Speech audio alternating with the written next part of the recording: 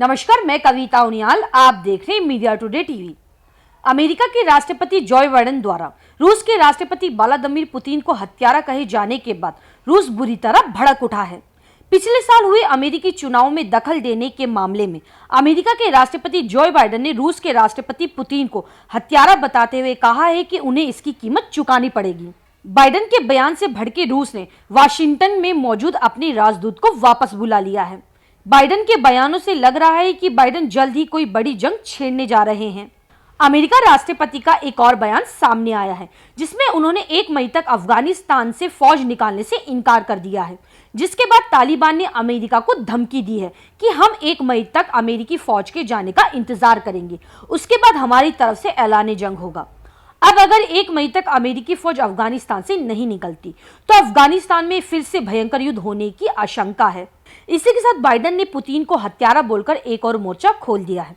क्या है पूरा मामला, हम आपको विस्तार से बताएंगे। अगर आपको न्यूज अच्छी लगे तो न्यूज को लाइक करें। अगर आप हमारे चैनल पर नए हैं तो हमारी मीडिया टुडे टीवी चैनल को सब्सक्राइब करें और हाँ, बेल आइकन को जरूर प्रेस करें ताकि मेरी न्यूज सबसे पहले आप तक पहुंचे। एक निजी चैनल को दिए गए इंटरव्यू के दौरान जब बाइडेन से अमेरिकी चुनाव की इंटेलिजेंस रिपोर्ट के बारे में पूछा गया तो बाइडेन ने कहा कि पुतिन ने जितने भी गलत काम किए हैं सभी का पर्दाफाश जल्द होगा। इसके लिए वह जो कीमत अदा करने जा रहे हैं आप जल्द ही देखेंगे। इस रिपोर्ट में बताया गया है कि रूस और ईरान ने अमेरिकी चुनाव नतीजों को प्रभावित करने के लिए साजिश रची थी। रिपोर्ट में आगे कहा गया है कि डोनाल्ड ट्रंप को फायदा पहुंचाने के लिए पुतिन ने या तो चुनाव में दखल देने के लिए ऑपरेशन की निगरानी की थी या उसे मंजूरी दी थी। मंगलवार को जारी रिपोर्ट में अमेरिका में 2020 में हुए चुनाव में विदेशी दखल का डाटा दिया गया है, लेकिन ऐसा कोई सबूत नहीं मिला है कि किसी विदेशी दखल का वोटिंग प्रोसेस पर कोई असर पड़ा हो। हालांकि रूस ने इसे निराधार बताया। रिपोर्ट के मुताबिक रूस और ईरान के अलावा क्यूबा और हिजबुल्लाह ने भी चुनाव को प्रभावित करने की कोशिश की थी, हालांकि इनका प्रभाव काफी कम था। अमेरिकी खुफिया एजेंसी की 15 पेज की इस रिपोर्ट में रूस के राष्ट्रपति पुतिन के अलावा ईरान के सर्वोच्च नेता अली खामनेई के नाम का भी जिक्र है। हालांकि पुतिन ने ट्रंप को फायदा और खामनेई ने ट्रंप को नुकसान पहुंचाने की कोशिश की थी।